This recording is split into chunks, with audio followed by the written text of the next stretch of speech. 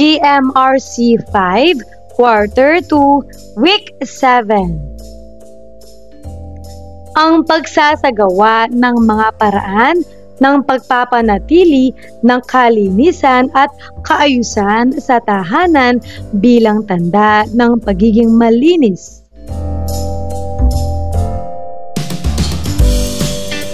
Revised K-12 curriculum with me, Teacher KMT. Magandang araw mga bata! Ngayon ay pag-aaralan natin ang tungkol sa pagsasagawa ng mga paraan ng pagpapanatili ng kalinisan at kaayusan sa tahanan bilang tanda ng pagiging malinis.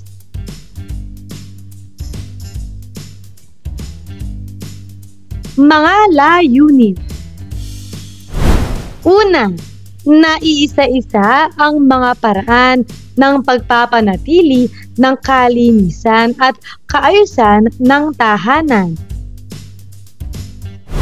Pangalawa, naipaliliwanag na ang pagpapanatili ng kalinisan at kaayusan sa tahanan ay nakapagdudulot ng kalusugang pangkaisipan at pangkatawan, kaligtasan at maayos na ugnayan ng mga kasapi ng pamilya.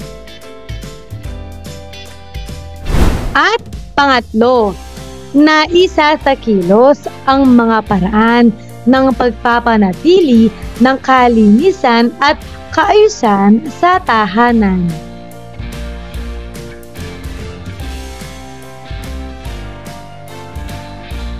Unang araw.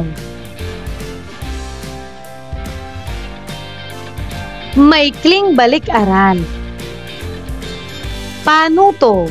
Magbigay ng mga salita na maiugnay mo sa mga salita sa bawat bilang.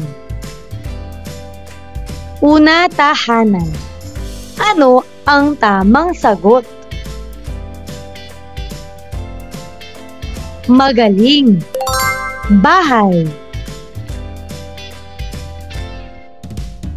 Pangalawa, pamilya. Ano ang tamang sagot?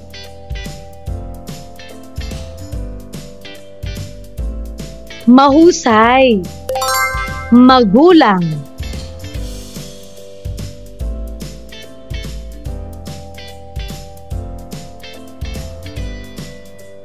Pangatlo, kagamitan. Ano ang tamang sagot?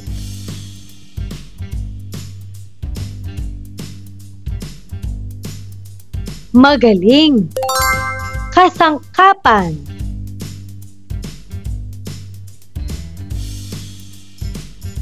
Pang-apat, malinis. Ano ang tamang sagot? Napakagaling. Maayos.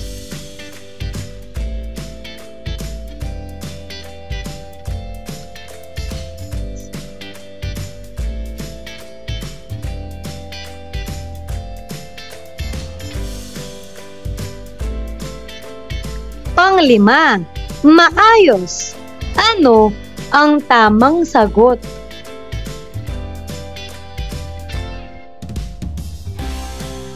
Tama!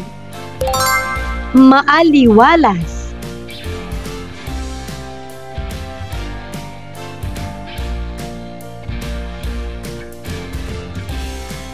Panghihikayat na gawain. Paano to? Tignan at suriing mabuti ang larawan na nagpapakita ng dalawang magkaibang kalagayan sa loob ng tahanan. Ipahayag ang iyong saloobin at opinyon tungkol dito sa pamamagitan ng pagsagot sa mga katanungan. Para sa titik A. Para sa titik B.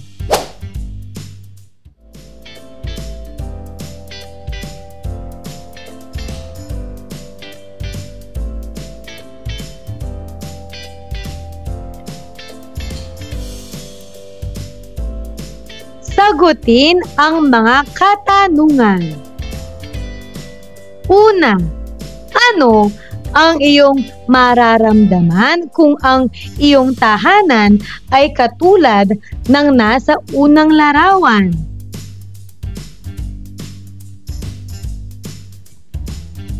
Pangalawa, ano naman ang iyong mararamdaman kung ang iyong tahanan ay katulad ng nasa ikalawang larawan?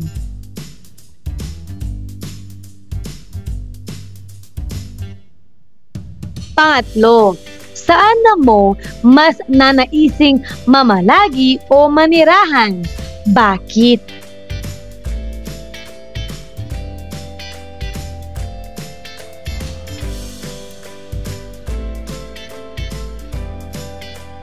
Paglinang sa kahalagahan sa pagkatuto sa aralin. Ang tahanan ay isang lugar kung saan nakatira ang mga miyembro ng pamilya. Isang biyayang maituturing ang pagkakaroon nito sapagkat nagbibigay ito ng silong at kalimitang naglalaman ng mga kagamitang kailangan upang maayos na makapamuhay ang isang tao. Nagsisilbi rin itong pahingahan at lugar para sa iba pang gawaing nakakapagpasaya sa atin.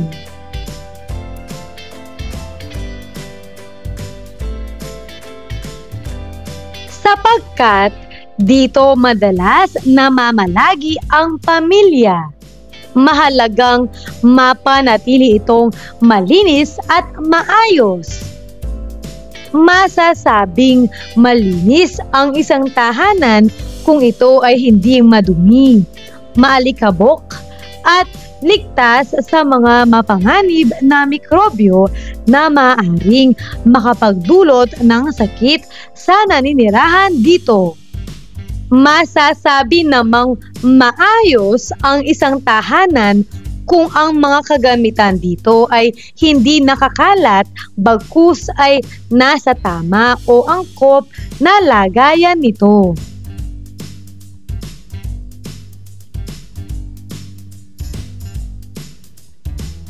Ang pagpapanatiling malinis at maayos ng tahanan ay nakatutulong upang ang naninirahan dito ay makapamuhay ng maayos, makaramdam ng ginhawa at kaligtasan.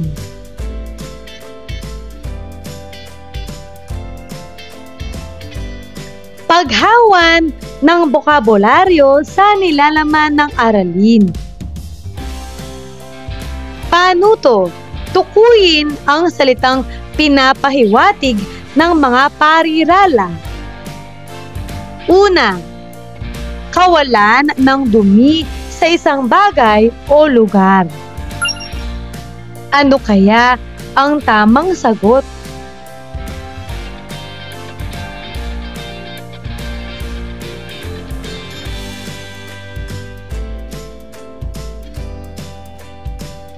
Mahusay, malinis. Pangalawa, tama o naayon ang paraan ng pagkakalagay ng mga bagay o kagamitan. Ano kaya ang tamang sagot?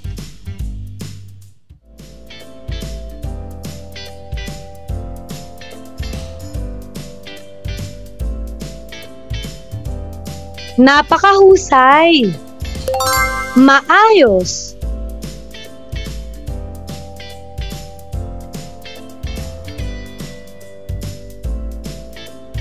Ikalawang araw.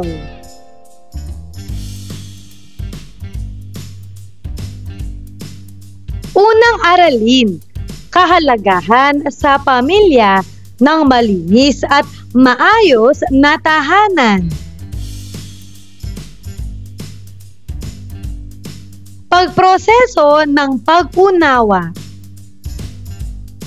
Panuto. Alalahanin ang kasalukuyang kalagayan at itsura ng loob at labas ng inyong tahanan.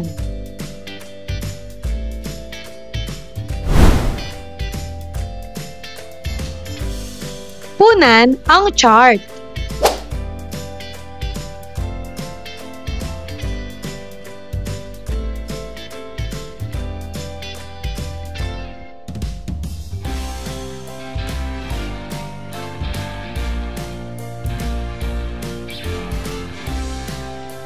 Narito ang mga pwedeng maging sagot.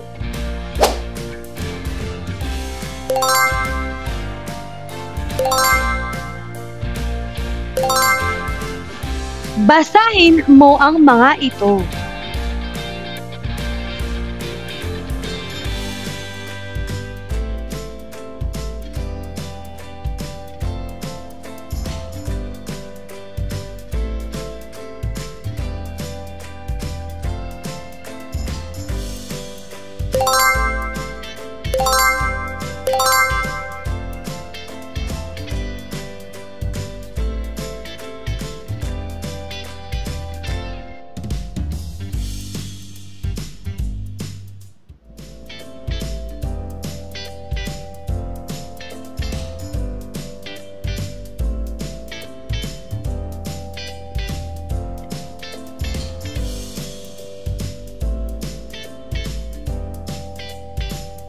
Mga katanungan.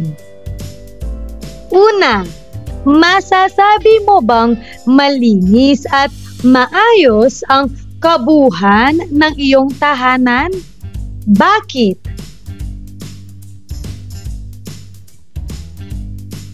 Pangalawa, paano pinananatili ng iyong pamilya ang kalinisan at kaayusan sa inyong tahanan?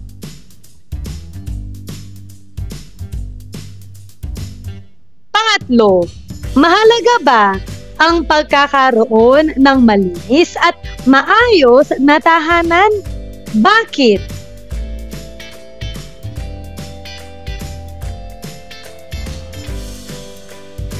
Pinatnubayang pagsasanay. Panuto, sa iyong palagay, ano-ano ang maaring mangyari at maramdaman ng isang pamilyang naninirahan sa isang malinis at maayos na tahanan? Isulat ang iyong sagot sa papel. Maaari ring tanungin ang iyong kapamilya kung ano ang kanilang mararamdaman o maiisip kung malinis at maayos ang inyong tahanan.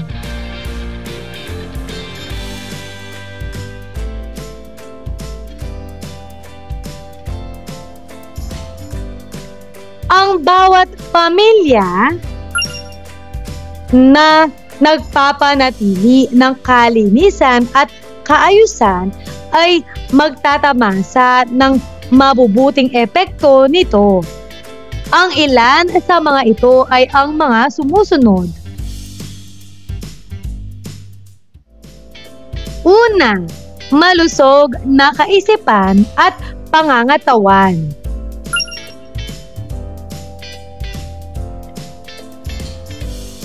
Ayon sa pag-aaral, ang pagkakaroon ng malinis at maayos na tahanan ay may mabuting epekto sa mental na kalusugan ng isang tao. Maiiwasan ang mental stress na dulot ng makalat at maduming kapaligiran sapagkat nakakawala ito ng focus ng isang tao.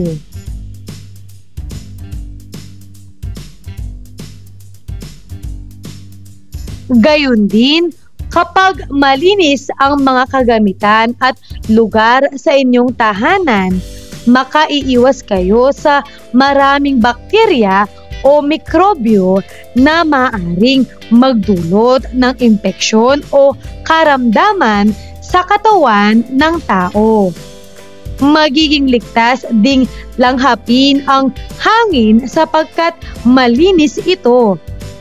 Maiiwasan din ang pagkakaroon ng alerhiya dahil sa alikabok, flu at iba pa.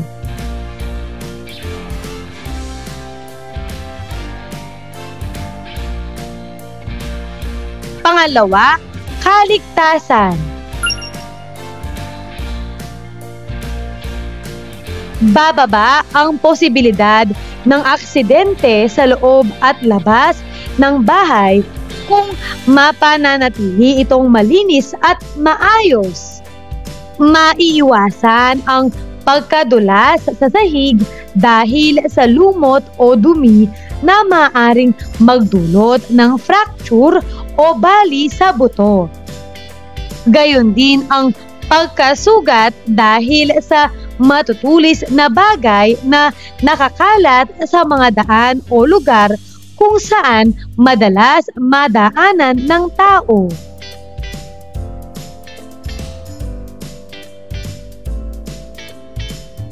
Ang mga kagamitang nakatabi sa mataas na lugar ay hindi rin basta-basta mahuhulog at makakapinsala kung maayos ang pagkakasalansan ng mga ito sa lagayan.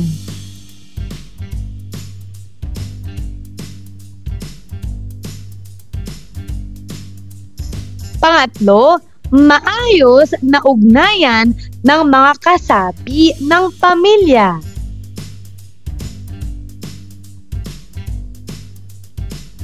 Ang pagpapanatiling malinis at maayos ng tahanan ay tungkulin ng bawat kasapi ng pamilya. Sa pamamagitan ng gawaing ito, nagtutulungan at lalong nagkakaisa ang bawat isa kung kaya't nagiging maayos ang ugnayan sa pagitan ng bawat miyembro. Ang sama-samang paggawa upang maging maayos ang tahanan ay magdudulot din ng mabuting pakiramdam sa bawat isa.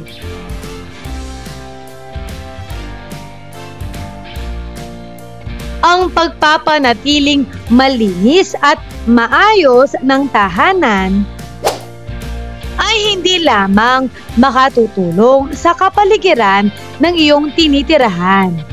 Magbibigay rin ito ng pagkakataon upang lalong mapaunlad ang ugnayan ng iyong pamilya. Hinihikayat nitong mapahalagahan mo ang iyong kalusugan at kaligtasan kasabay ng pagpapahalaga rin sa ugnayan sa pamilya.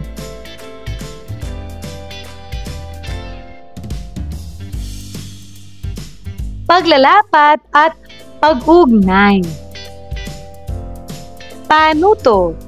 Ayon sa iyong naging sagot sa gawain sa pagproseso ng pag-unawa, unang paksa, anong bahagi ng inyong tahanan ang sa inyong palagay dapat bigyan ng agarang pansin?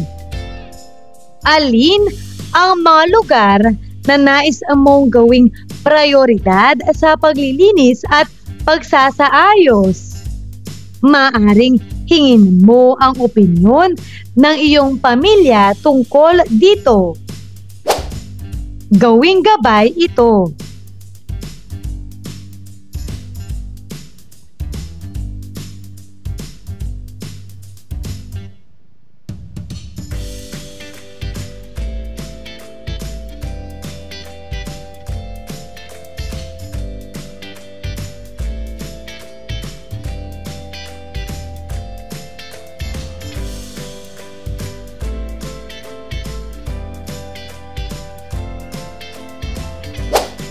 Narito ang mga pwedeng maging sagot.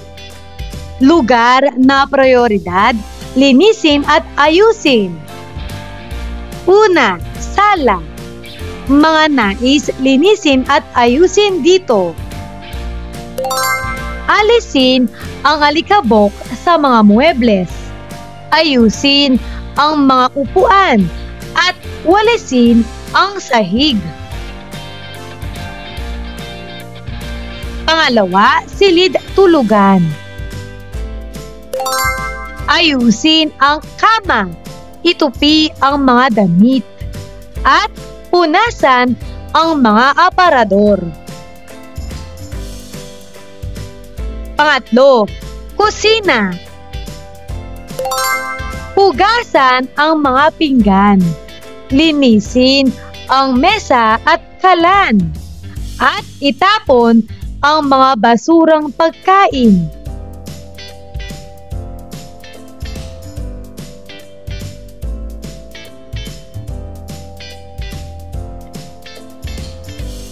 Ikatlong araw.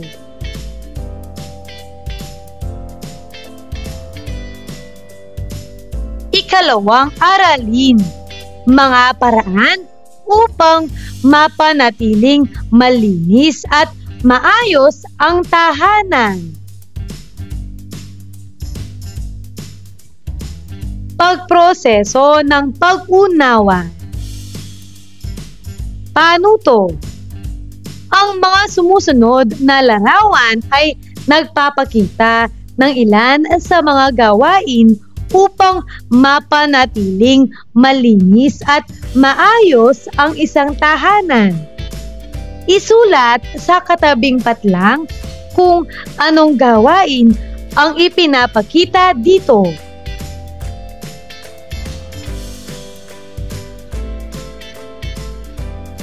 Para sa unang bilang, ano kaya ang tawag sa gawaing ito?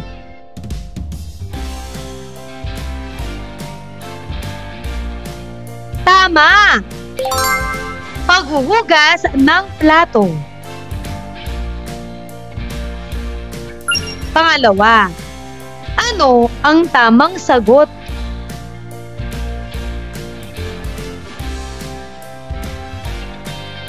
Magaling. Paglalampaso ng sahig.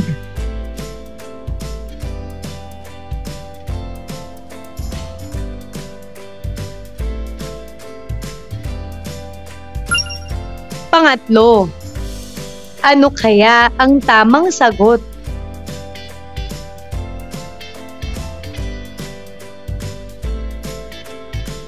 Mahusay. Pagtitiklop ng damit.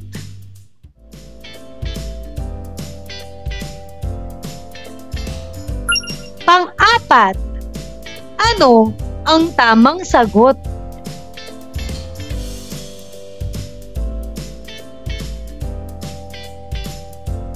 Napakagaling! Pagpupunas.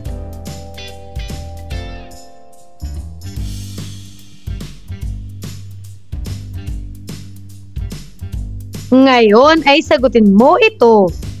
Una, gaano mo kadalas ginagawa ang mga nasa larawan? Mahusay! Ginagawa ko po ang mga ito araw-araw o tuwing may pagkakataon sa bahay upang mapanatiling malinis at maayos ang aming paligid.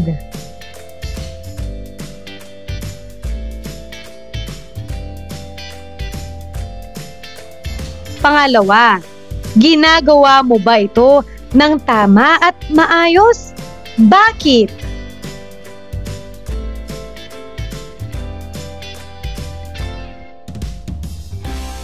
Magaling!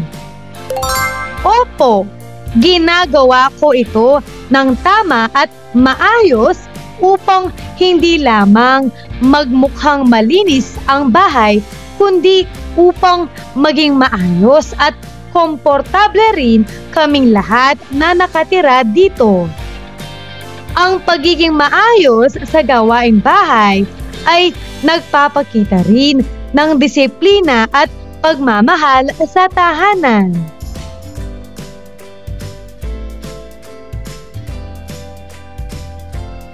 Pinatnubayang pagsasanay. Gagabayin ka ng iyong guro para sa gawaing ito.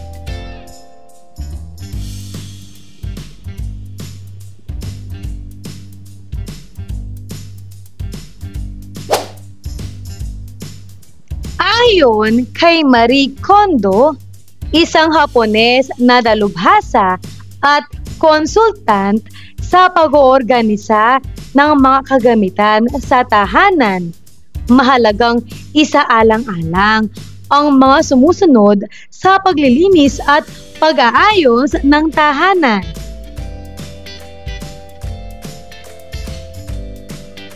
Una, simulan ang pag-aayos sa pamamagitan ng pagtatapon o pag-alis sa mga kagamitan na hindi na kailangan. Piliin lamang ang mga kagamitan at bagay na mayroong pakinabang at ilagay ito sa angkop na lagayan ng maayos. Iwasan ang pagtatabi ng mga bagay na sira na at hindi na kailanman maisa sa ayos.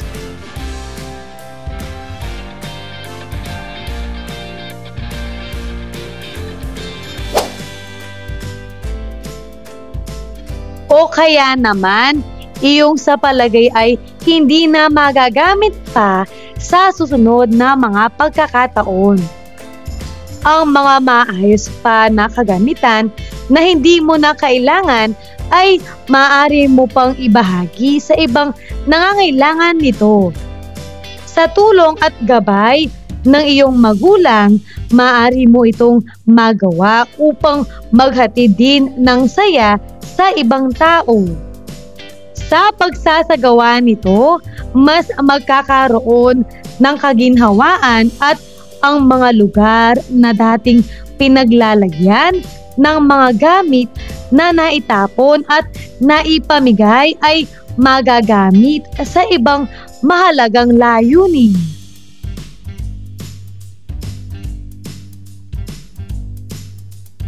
Pangalawa, magsaayos ng mga kagamitan ayon sa kanilang klase o klasifikasyon, hindi lugar.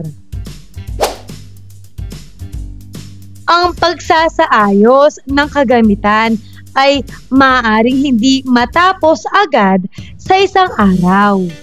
Upang maging madali at maayos ang gawain, pumili ng isang munang klase ng kagamitan na pagtutuunan mo ng pansin sa takdang oras at araw.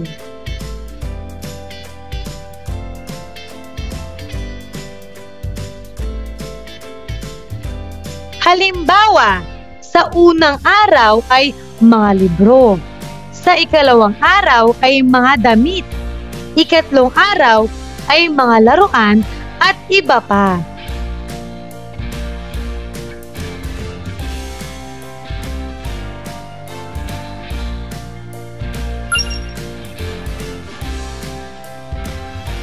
Ang pagpapanatiling malinis at maayos ng tahanan ay dapat mo nang simulan upang maging maayos rin ang iyong buhay.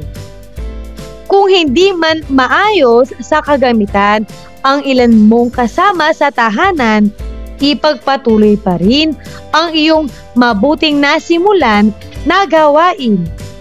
Pagdaan ng panahon, makikita rin nila ang magandang dulot nito at unti-unti ay mahikayat mo silang maging malinis at maayos rin sa lahat ng pagkakataon.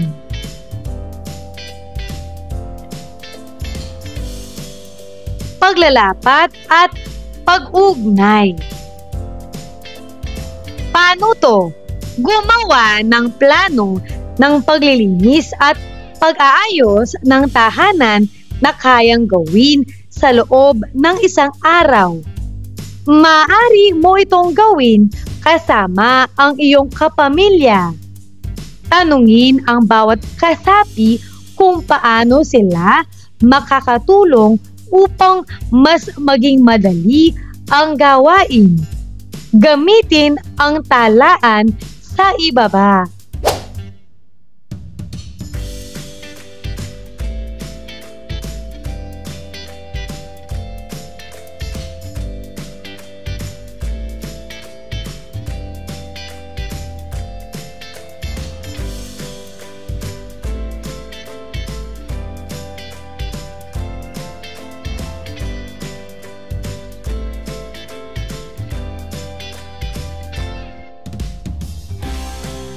Ika-4 na araw.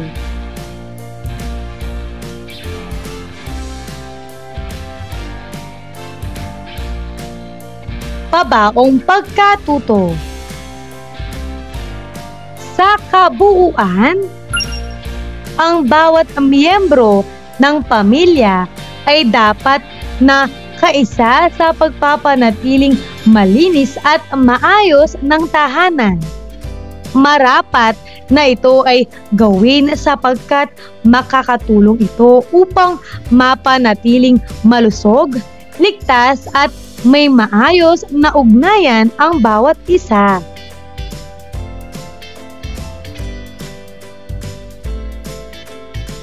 Bilang isang bata, mahalagang matutunan ang mga paraan sa paglilinis at pag-aayos ng tahanan upang sa paglaki ay mapanatili ang mabuting gawi na ito.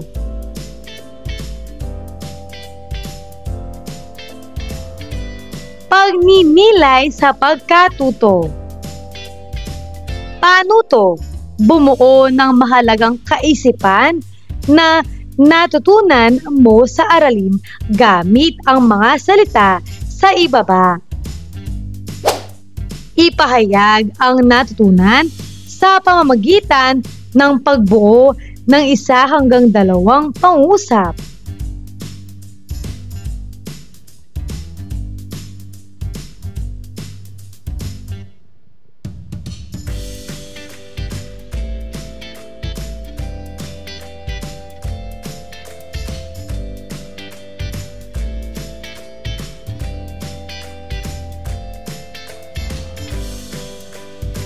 Pangungusap na nabuo. Dapat nating panatilihing malinis at maayos ang tahanan upang maging maginhawa ang pamumuhay ng buong pamilya. Kung magkakaisa ang pamilya sa paggamit at pag-aalaga ng mga kagamitan, magiging maayos at maaliwalas ang tahanan.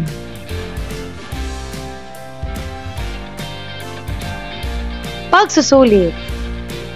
Titik A. Paano to? Basahin at suriin ang bawat pahayag. Isulat ang T sapat lang bago ang bawat bilang kung wasto ang isinasaad nito at M naman kung mali. Para sa unang bilang, ang tahanan ay nagsisilbing pahingahan at lugar para sa iba pang gawain ng pamilya. Ito ba ay TOM?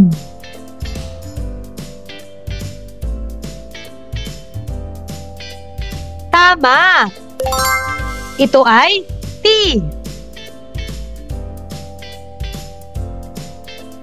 Pangalawa, masasabing malinis ang isang tahanan kung ang bawat kagamitan dito ay matatagpuan sa angkop nitong lagayan. Ito ba ay TOM? Magaling! M.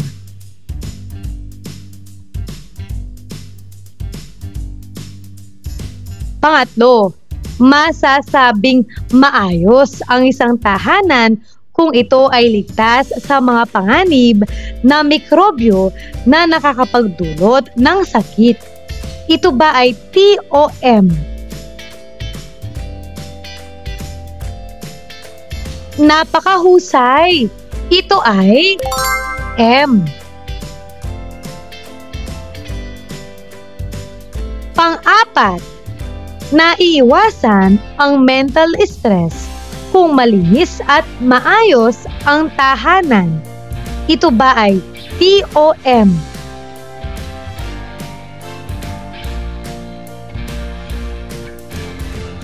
Magaling! Ito ay T.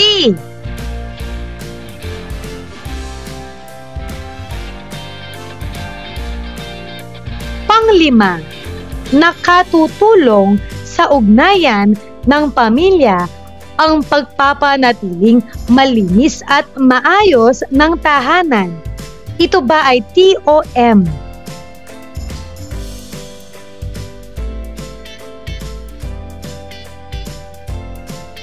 Napakagaling! Ito ay T.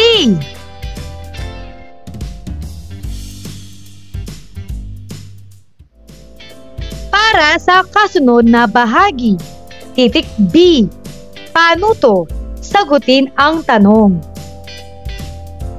Paano makatutulong ang pagtatapon o pag-alis ng ilang kagamitan sa tahanan sa pagpapanatiling malinis at maayos nito?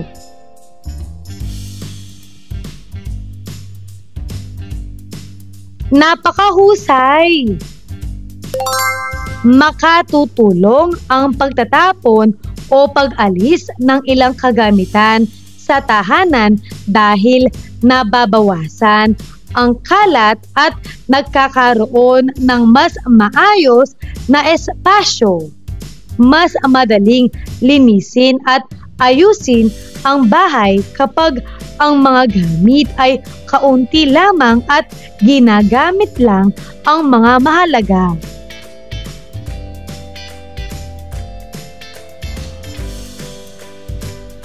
Mahusay mga bata!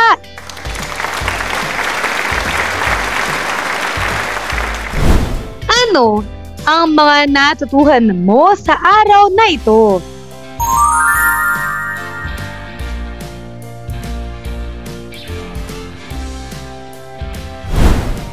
Ngayong araw na ito, natutuhan ko ang tungkol sa kahalagahan sa pamilya ng malinis at maayos na tahanan at mga paraan upang mapanatiling malinis at maayos ang tahanan.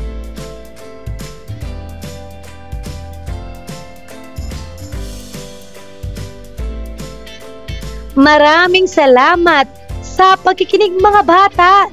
Sana ay may natutuhan kayo. Huwag mong kalimutan, pindutin ang like, share, at subscribe.